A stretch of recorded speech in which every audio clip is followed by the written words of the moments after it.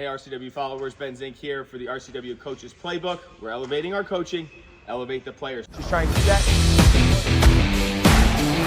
She needs to split step over. One time to set, they're out. We're gonna do a little bit of footwork. Today we're gonna work on the serve. I got a few different topics we're gonna work on that kind of come together and make that serve a lot more solid. They're not stroke related tips. These are more of swing habits and things to work on with balance to make sure that everything is working in unison and making a solid serve without necessarily changing the stroke. First thing we're gonna discuss is contact point at the top.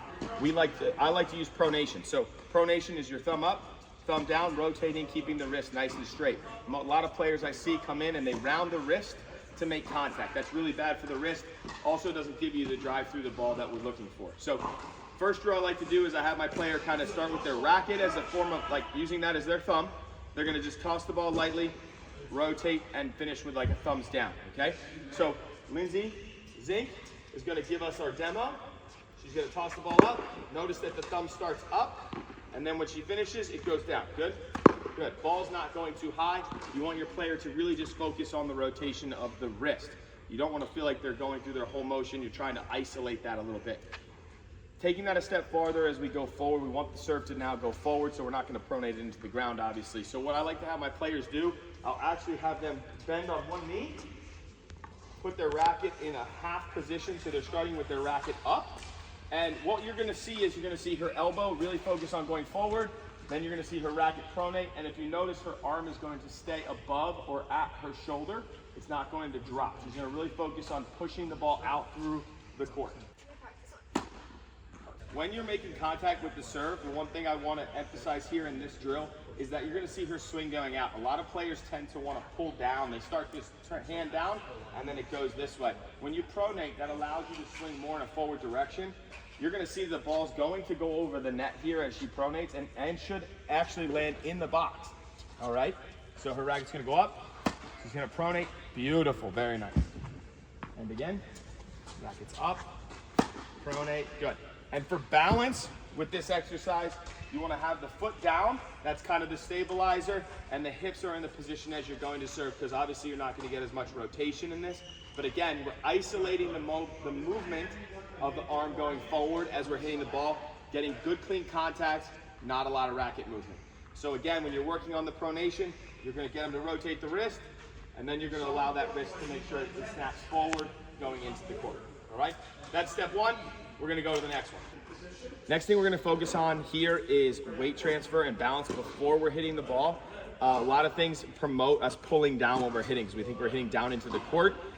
I want to make sure that we're going up and out. So we want to make sure we have good transfer and we're balanced before we're hitting the serve. So what I find is a lot of people are weight heavy on their left foot if they're a righty, and then they're not getting any drive from the ground. So what you want to make sure is that you have your weight balanced 60% on your right foot, 40% on your left foot before you're hitting the serve. If I'm going to move left, I'm going to push off of my right foot. So when I'm standing here and I'm serving and I'm driving into the court, I want to have enough power in this leg to help me drive forward into the court. So a couple of things that I do with my students to help me focus on this. The first thing is I'll have them do a few serves where they're tossing and trying to stay balanced. So a lot of times if someone tosses the ball and they can't hold their position before they hit, they're unbalanced before they hit. You don't have to stay balanced forever. You just got to stay balanced for a second or two. So we're going to have Lindsay here do 2 or 3 serves where she's tossing, having a good balance. Notice that she freezes. She's got her good balance. She's not falling. A lot of times you'll see your students kind of collapse there, but obviously she's nice and strong while she's tossing the ball and hitting. Great. Excellent.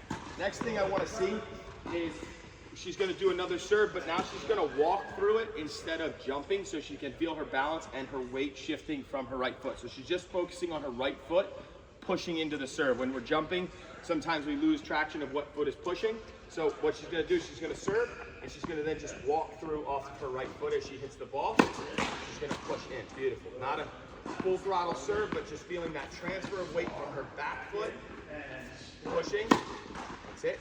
So as Lindsay's practicing walking through her serve as she's hitting, pushing off of her right foot, the one thing I'd also like to remember is that first step we talked about is keeping the racket going out. So again, emphasizing everything going forward into the ball. She's going to have the racket up. That's it. She's going to really try to freeze that finish kind of emphasize push and finish.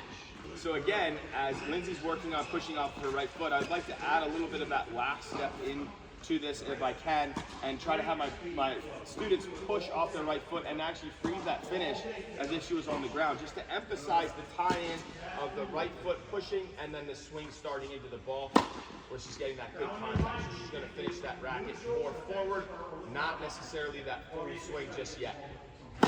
Push, that's it. So you're tying in that right foot push with your elbow going forward into the ball.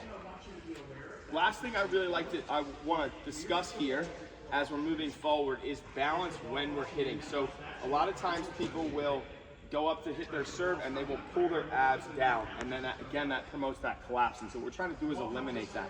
So what I'll have Lindsay do here is when I go up to hit the ball, so now she's going to jump and she's going to focus on landing a little bit more straight up and down. So again, we're not doing a full throttle serve yet, but we're trying to eliminate the feeling of pulling the abs down, because that will pull the ball down into the net. So she's going to do a couple serves where she's pushing and she's just going to land a little bit more upright, again promoting that feeling of rotation as she's hitting the serve versus pulling down with her abs. Okay, here we go. Good. So she's going to try to not maybe do that full throttle serve yet, because again, that's where you're going to want to have that finish. Good. She's just trying to really keep the body upright into the motion. Up, drive in, excellent job. And for the players at home that see this and they're like, well, what about the pros that finish like this? Remember, this is a landing into an athletic position to be able to recover and see the ball in front of you. So when I land, I'm recovering so that I'm softening on the knee, keeping the eyes forward, back into a ready position. I'm not doing this as part of my motion to hit the ball into the court. That is a recovery movement that allows us to be ready for the next ball. So Lindsay, give us a full serve with a nice recovery. Good, good, excellent. Let's do two more. Nice and solid, good swing. Notice her balance as she's going to hit.